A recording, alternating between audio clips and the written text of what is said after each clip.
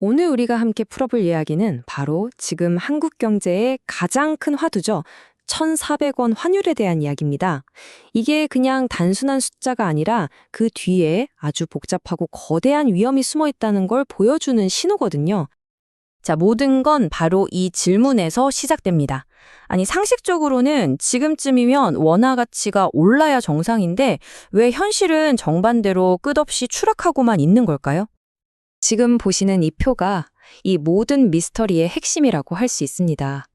경제학 교과서대로라면 미국이 금리를 내리면 달러 가치가 떨어지고 그럼 당연히 원화 가치는 올라야 하거든요. 근데 현실은요? 완전히 반대로 가고 있죠. 정말 이상한 일입니다. 이 복잡한 퍼즐을 풀기 위해서 딱 한 가지만 기억하시면 돼요. 금리는 말이죠. 쉽게 말해서 돈의 가격입니다. 돈의 가격이 싸지면 그 돈의 가치도 떨어지는 게 당연한 이치인데 왜 유독 원화만 이 법칙을 거스르고 있는 걸까요? 이 이상한 현상을 두고 두 가지 가능성이 제기됩니다. 우리가 마치 탐정처럼 한번 추리를 해보는 거죠. 이게 혹시 누군가 임의적으로 환율을 조작하는 걸까요?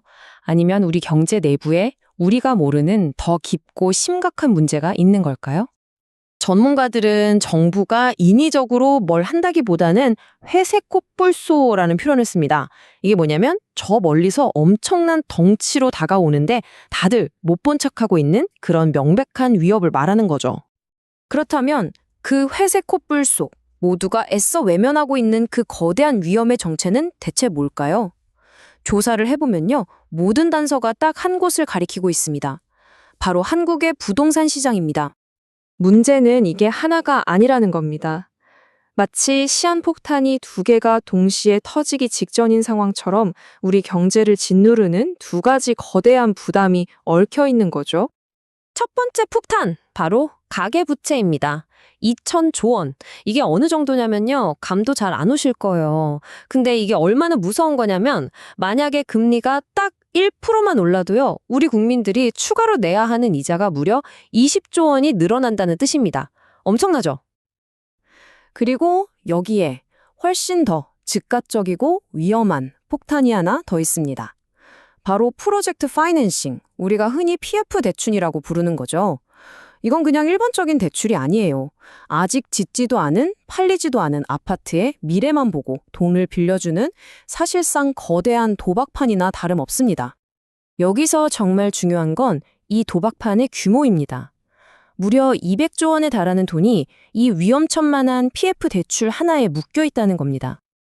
자, 그럼 이 두 개의 시한폭탄이 어떻게 서로 연결돼서 연쇄 폭발을 일으킬 수 있는지 한번 볼까요?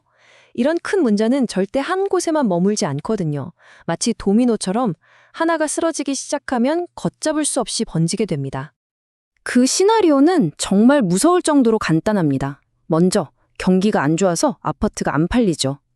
그럼 건설사들은 돈을 못 버니까 당연히 대출금을 갚을 수가 없게 됩니다. 그럼 돈을 빌려준 금융회사들, 특히 제2금융권이 위험해지겠죠? 그리고 이게 무너지기 시작하면 결국엔 금융 시스템 전체가 흔들리는 최악의 상황으로 가는 겁니다.